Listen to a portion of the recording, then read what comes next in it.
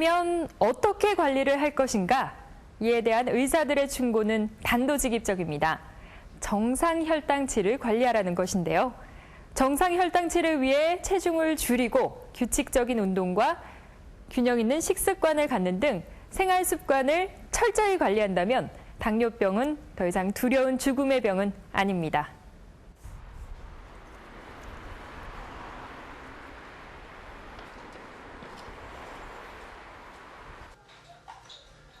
당뇨병에 걸린 지 8년. 이장행 씨의 일상에서 빼놓을 수 없는 중요한 일과 중 하나는 하루에도 몇 번씩 하는 혈당 검사다.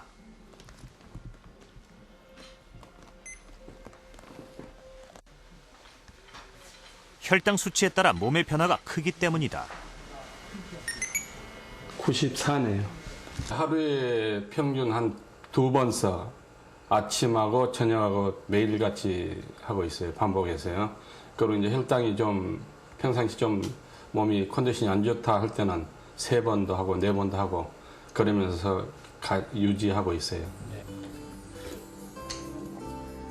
아들과 함께 미국에 가 있는 아내를 대신해 대학생인 딸은 항상 이장행 씨의 식사를 준비해 놓는다. 끼니를 거르지 않고 조금씩 먹는 것은 그의 당뇨병 관리 원칙 중 하나다.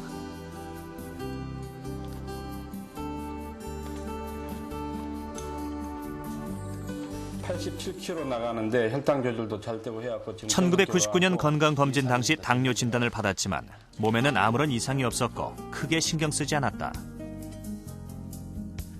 그러나 2001년 97kg까지 나가던 몸무게가 갑자기 빠지면서 몸에 이상이 오기 시작했고 그는 병원을 찾았다. 당뇨 합병증 초기였다. 제가 이제 당뇨가 심했을 때 말초 신경이 돼갖고요. 통증이 너무 심해갖고 잠을 하루에 한 30분도 못 잘 정도로 그 정도로 아주 고생을 많이 했었어요. 그러고 매일같이 병원 가서 혈관 주사 맞고 한 3개월 동안 그러다 보니까 이제 말초 신경이 좀 점점 좋아지고 제가 또 개인적으로 또 운동하면서 하다 보니까 다행히 다리가 좋아지니까 잠도 잘 오고 혈당도 조절되고 하니까 정상적으로 또 살이 붙고 하다 보니까 지금은 너무너무 좋죠. 조기 합병증을 경험한 그가 병원을 나오자마자 시작한 것은 등산이었다. 집 주변에 있는 청계산을 매일 오르기 시작했다.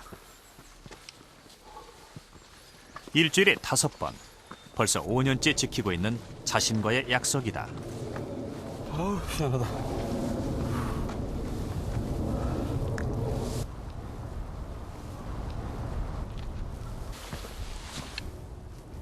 저 같은 경우는 이제 당뇨를 앓다 보니까 처음에는 모르고 그냥 방치했었는데 병원 가서 입원하고 당뇨 환자들 참 보니까 너무 막 발까지 절단하신 분들 그런 분들 보니까 내가 관리 안 하면 너무너무 안 되겠구나 해갖고 이렇게 등산하면서 운동하니까 너무 좋아서 당뇨 환자들은 하루에 보통 1시간쯤은 보행해주고 이렇게 등산해주면은 참 너무너무 좋을 것 같아요. 이것은 작년 보건복지부에서 조사한 연령대별 평균 혈당치다. 성인 남자와 여자의 경우 조금 차이를 보이고 있지만 평균 100 이하의 정상 혈당치를 유지하는 것이 중요하다.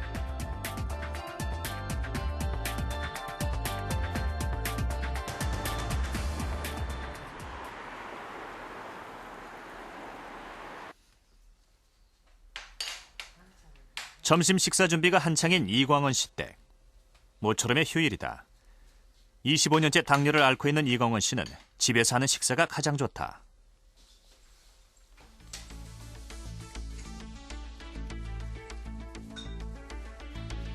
최근 몸이 좋지 않아 인슐린 펌프를 이용하고 있지만 아직 합병증 없이 건강한 상태를 유지하고 있다. 이광원 씨가 처음 당뇨 진단을 받은 것은 20대 후반. 그러나 크게 관심을 갖지 않았다. 젊고 건강하다고 믿었기 때문이다. 그러나 40대가 지나면서 몸에 이상이 나타났고 병원을 찾은 그에게 의사는 엄격한 관리를 요구했다. 약물 치료를 병행한 식사와 운동이었다. 제일 중요한 게 3가지라고 보거든요. 지금은 제가 이제 당뇨가 한참 깊어졌으니까 약물 치료를 해야 되는 거니까 약물 치료를 하면서 그 중에서도 제일 중요한 거는 운동하고 식사가 제일 중요하다고 생각이 됩니다. 그리고 이제 더 철저히 해가지고 아무튼 사는 동안에는 합병증 안 오도록 해야죠. 100 이하의 정상 혈당치를 위해 그가 들이는 혈당 관리 노력은 철저하다. 적게 먹고 많이 움직이는 것이다. 이 규칙만 지킨다면 합병증 없이 건강하게 당뇨를 다스릴 수 있다는 것을 이공환 씨는 경험으로 배웠다. 철저한 혈당 관리를 위해 이광원 씨는 유비쿼터스 시스템을 이용한다. 휴대폰으로 운동과 혈당 관리를 하는데 여기에 그의 모든 당뇨 정보가 담겨 있다. 혈당 측정 결과 108입니다. 현재 혈당은 설정하신 목표치에 비교하여 양호합니다. 하루 3번 하는 혈당 검사는 휴대폰으로 병원으로 전송되고 주치의는 결과에 따른 관리 방법을 문자 메시지로 보내준다. 병원의 그 슈퍼컴퓨터에 자동 기록이 되면서 그 수치가 알 수 있으니까 의사 선생님도 그 이제 병원에서 데이터를 보시고 혈당 조절이 잘 되고 있다, 잘못되고 있다 여기 따라 가지고 문자 메시지도 넣어주시니까 그게 우선은 관리하는 데 편하고 또 병원에 전에 같으면 거의 한 달에 한 번 정도씩 정기적으로 갔었는데 지금은 한 4개월 내지 5개월마다 한 번씩 가서 하는 걸로 그렇게 검진을 하고 있습니다.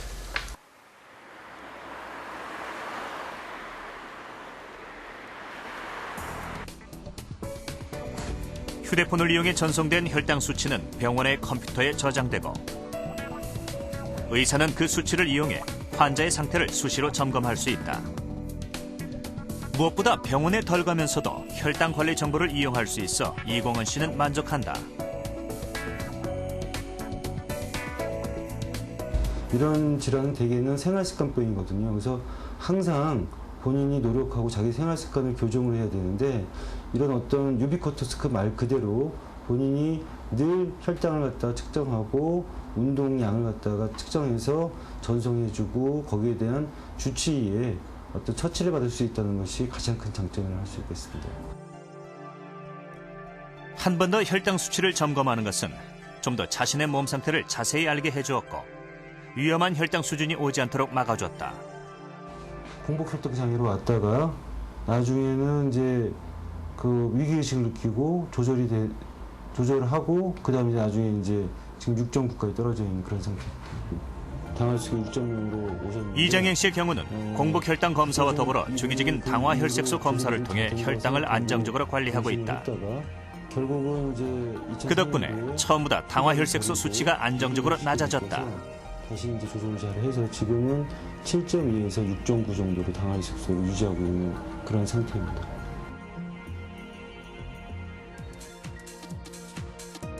당화 혈색소는 혈당이 증가되어 적혈구에 있는 혈색소에 포도당이 붙어있는 상태를 말하는 것으로 지난 2-3개월 동안 평균 혈당 농도를 알 수 있다.